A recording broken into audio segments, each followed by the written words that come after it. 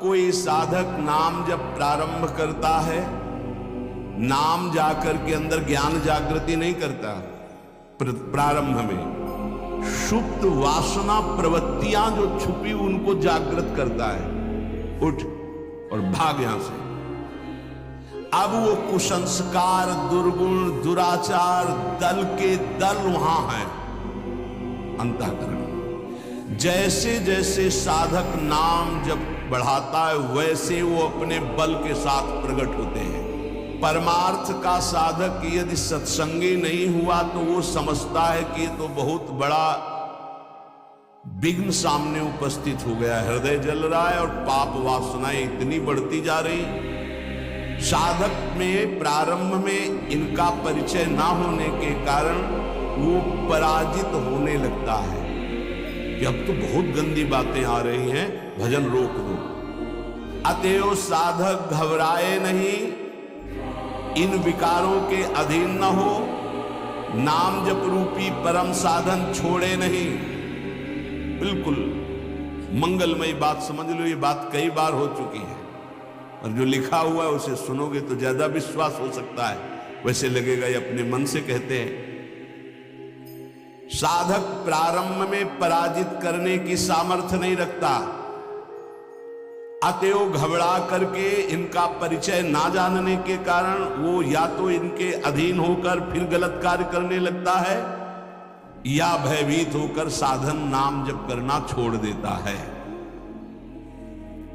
किंतु यदि गुरु कृपा पात्र साधक प्रभु के नाम की वास्तविक महिमा जो सुन चुका है, ऐसा अवसर जब आता है कि हृदय में बड़ी गंदी बातें, बड़ा प्रपंच उदय हो रहा है, तो वो समझने लगता है नाम काम कर रहा है, नाम काम कर रहा है। अब हमारा हृदय खाली हो रहा है, ये वासनाएं निकल रही है, समस्त हे गुण, दुर्गुण, दुराचार प्रवृत्तियां नष्ट हो रही हैं।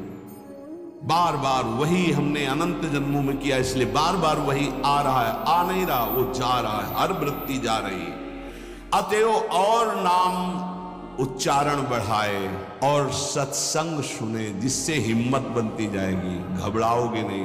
बड़ा भारी युद्ध है, एक दिन में सब डिलीट नहीं हो जाएंगे, धीरे धीरे। जिन गुणों से भगवान रीझते हैं, ध्यान देना, एक विकार गया, एक गुण आ गया, वो विकार की वृत्ति गई, दूसरा गुण आ गया, खाली नहीं रखता। ये बड़े काम की बात है। जैसे जैसे नाम जब चलेगा, दुर्गुण, दुराचार, दुर्विचार, पाप प्रवृत्ति खाली हुई, उतने में सद्गुण सदाचार आके बैठ गया कि अब दोबारा उसको जगह नहीं मिलेगी। और धीरे धीरे वो पूरे के पूरे दुर्गुण, दुराचारों को हटा करके साधक में सद्गुण सदाचार स्थापित कर देता है। नाम, पहला प्रभाव नाम का। साधक को ये बात ध्यान रखनी है कि ये दो वृत्तियां आपके अंदर प्रारंभ में होंगी, दोषापनयन और गुणाधान। दोषापनयन, जो दोष वृत्तियां हैं उनको निकलना और उनकी जगह में सद्गुण सदाचार स्थापित करना, ये नाम करेगा। तुम्हें चुप रहना है, राधा राधा राधा राधा राधा राधा। विचलित नहीं होना कि मन बहुत हमारा परेशान करता है, बहुत विकार आ रहे हैं, अब कैसे रहो। खुशी मनाओ, गंदी बातें निकल रही हैं। पर साधक कैसे खुशी मनावे? वो तो मन में तदात्म में, तो मन में जलन हो रही है और वो निकल रहे हैं, तो वो समझ रहा है आ रहे हैं, और फिर वो उनसे या तो द्वेष कर बैठता है या तो राग। द्वेष कर बैठता, क्यों आ रहे हैं, क्यों ऐसा ऐसा, उनकी सत्ता दृढ़ हो रही, और या फिर उसी आचरणों में लग जाता है, तो रागात्मक या द्वेषात्मक वृत्ति से वो टिक जाते हैं, खाली नहीं हो पाते, इसीलिए लंबा समय निकल जाता है, कोई लाभ उसको समझ में नहीं आता। साधक में ये दो वृत्तियां नाम पैदा करता है। पहला, अंतःकरण के सारे दोषों को भगाना। दूसरा, अंतःकरण में दैवी संपदा के सद्गुण स्थापित करना। तुम्हें नहीं करना, वो नाम कर रहा है, पर तुम चुप रहो। पर यहां चुप रहा नहीं जाता, विचलित हो जाते हैं। जहां असत प्रेरणा हुई तो या तो ऐसी क्रिया कर दी या वो ऐसे दुखी हो गए, हमारे मन में तो ऐसा आता है वैसा। चुप रहो, ऑपरेशन शुरू है तो मवाद निकलेगा, गंदगी निकलेगी। और जो गंदगी निकलेगी तो फिर अच्छे से वो घाव भर जाएगा। जितना दोष निकल रहा है उतना ही सद्गुण आ रहा है। कितना सुंदर बात है। अगर ये न समझ पाए तो परेशानी पड़ जाएगी। बिल्कुल निश्चिंत रहिए। तुम्हारे अंदर काम, क्रोध, लोभ जो भी दोष दिखाई दे रहे हैं, आ नहीं रहे, जा रहे हैं, जा रहे हैं। और वो जगह खाली नहीं हो रही, वहां दैवी संपदा भर रही, जिससे भगवान प्रसन्न होते हैं। यदि हम नामोच्चारण के साथ साथ नाम का ध्यान शुरू कर दें तो और जल्दी दिव्य सद्गुण आ जाएंगे। अंतःकरण में भागवतिक सद्गुणों की प्रतिष्ठा होने में देर नहीं लगेगी। किसको? जो नाम जपने के साथ नाम का ध्यान करता है या नाम जपने के साथ रूप का ध्यान करता है। दुर्गुणों, दुराचारों की जो प्रवृत्तियां हैं, बहुत सुंदर सुगम उपाय है उनके निकालने का नाम जप। नाम जप से ही निकलते हैं। सद्गुण, सदाचार ये खाली हृदय में आकर बैठने लगते हैं। बहुत बढ़िया प्रक्रिया है, बस समझ लो, कोई प्रश्न नहीं रह जाएगा। जैसे जैसे तुम्हारा भगवत चिंतन अधिक बढ़ेगा तो काम, क्रोध, लोभ, मोह, मद, मत्सर ये पूरा का पूरा अपना प्रभाव दिखा के नष्ट हो जाएंगे। ये पूरे के पूरे नष्ट हो जाएंगे, ऐसा शब्द नहीं आया, प्रभाव दिखा के नष्ट हो जाएंगे। जितना इनमें पावर हो पूरा पावर दिखाएंगे तुम्हें परास्त करने के लिए। नाम छोड़ दो, संसार में आ जाओ। और जो साधक जमा रहता है, राधा राधा राधा, अब उनके अनर्थ और दुष्परिणाम और अनिष्ट चिंतन ये सब कुछ छूट गया। नाम से पूर्व पाप भस्म हुए। वर्तमान का जो अनर्थ है, दुष्परिणाम है, अनिष्टकारी चिंतन है, वो छूट गया। अब उसके हृदय में आनंद का प्रादुर्भाव हुआ। अब उसके हृदय में भगवत स्वरूप, पवित्रता, शांति, संतोष, निर्भयता, निश्चिंतता, समस्त दैवी संपदा प्रकाशित हो गई। अब तो एक एक नाम के साथ उसको स्वाद मिलने लगा और दिव्य स्वरूप भगवान का उसके हृदय में झलकने लगा। अब भगवान के रूप की प्रतिष्ठा उसके मानस नेत्रों में हो गई। पूरा का पूरा प्रकरण ध्यान से बार बार सुनना। अब उसके हृदय में जो आनंद आया, उस आनंद में उसे आत्मस्वरूप का बोध हो जाता है। मन अद्भुत आनंदित, तो भगवत दृष्टि जागृत हो गई। ये तो अधकचरी दशा के नाम जापक होते हैं, इनकी बड़ी दुर्दशा होती है।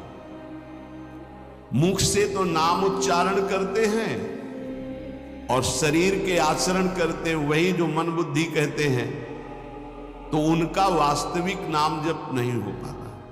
क्योंकि थोड़ी देर मुख से नाम उच्चारण कर लिया, फिर असत आचरण किए, असत चिंतन किए, तो ये जो अधकचरापन है ये बहुत कष्ट देने वाला है। सच्चा नाम स्मरण जो पीछे वर्णन किया गया, आपको परास्त नहीं होना, बराबर नाम। इसके साथ जब नाम का चिंतन, रूप का चिंतन, तब समझो कि आप अधकचरी अवस्था से बाहर आ गए। अभी तो बहुत गंदी बातें चिंतन में आती हैं, अभी तो लड़ना पड़ेगा। इतना तो लड़ने के लिए तैयार रहो। अगर ये कह दो ये सब हमसे नहीं होगा, तो एक उपाय है, किसी महाभागवत को पूरा जीवन समर्पित कर दीजिए, खत्म खेल आपका। ये भी देख लीजिए करके, पूरा जीवन अक्षरशः समर्पित। थोड़ी गुरुदेव की बात और थोड़ी मेरे मन की बात। ये अधकचरापन, भगवान ने नारद जी को कहा था, अधकचरे योगी का मेरा साक्षात्कार नहीं होता। थोड़ा गुरुदेव की बात माननी है, थोड़ी अपनी बात माननी है, अधकचरापन। पूरी बात गुरुदेव की माननी है, बस बढ़िया बात बन जाएगी। जब निकले वो मूड़े ही मुड़ा लिया है भगवत मार्ग में, फिर क्या? फिर अपने मन की बात क्या? नाम, नामी और नाम धारक तीनों एक हो जाते हैं। ध्यान दीजिए, अभेद हो गया। नाम, नामी और नाम धारक तीनों एक हो गए।